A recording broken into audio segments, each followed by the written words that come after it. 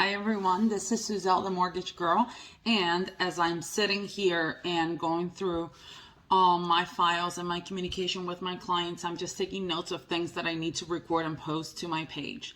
So one thing that right now I'm dealing with a lot of new submissions, so I wanted to go over what happens during the loan application and pre-approval process, meaning you've contacted your loan officer and you've pretty much said, I want to buy a house. What do I need to do?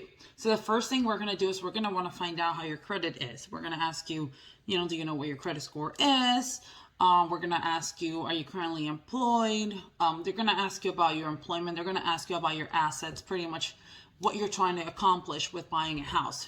I know it's a silly question. It's kind of obvious that I want to buy a house because I need a place to live, but you can be buying your primary residence. You can be buying a second home. You can be buying an investment home.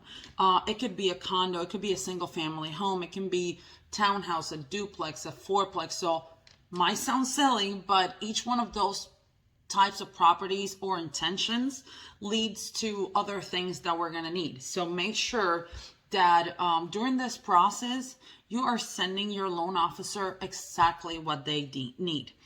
A good loan officer will hold that pre-approval letter that you want so badly so you can start shopping for a home. We will hold that hostage until we have everything from you. Now, you will thank your loan officer for doing that for you. Why? Because you don't want to get a pre-approval letter, go shopping for a house, now you're under contract, and next thing you know, your loan officer tells you, well, I never really verified the dates of employment. Turns out that now you have a gap of employment and now we have to do a letter of explanation, or you simply don't qualify, or we need to see, before the gap, depending if you've had a gap of more than 6 months, we need to see 2 years prior to the gap. So make sure that whatever your loan officer is asking you, that you give them exactly what they need, and don't shortcut it.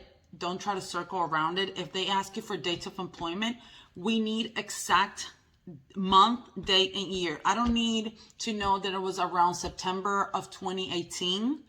I need the date, month, date, and year. Even if you have to call the employer and ask them for those dates, because we want to make sure that we're putting as accurate, as close to the reality as possible. Because if I put there that you work at this place for 2 years and it was only a year and 11 months, now we have a gap of employment, or we just don't have, and now your loan can get suspended, and now we're just delayed, and then you can't close on time. So make sure that at the beginning, before you're tied to a contract, before you're tied to anything, take your time to go through the entire loan application with your loan officer to make sure that you're not missing anything.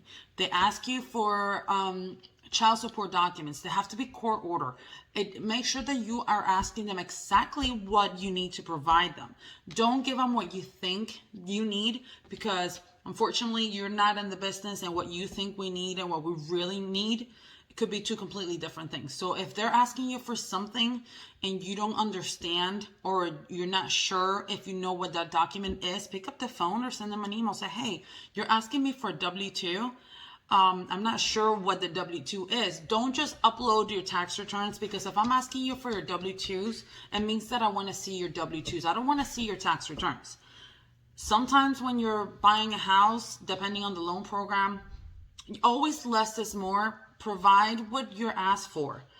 Again, if you don't know what you're being asked for, just ask them exactly what is being asked, because you don't want to submit a document. Once a document has been submitted and once it's been seen, it cannot be unseen. So if I see something, for example, you're doing a conventional loan that I don't need to see tax returns, and all of a sudden you upload your tax returns, I have to read them. I have to look at them, and I have to see what's in those tax returns. So then all of a sudden you have dependents that you didn't list, or now you have a Schedule C that you had last year for self-employment because you were, doing shirts on the side, and now you have a negative income on a Schedule C of $10,000 a year.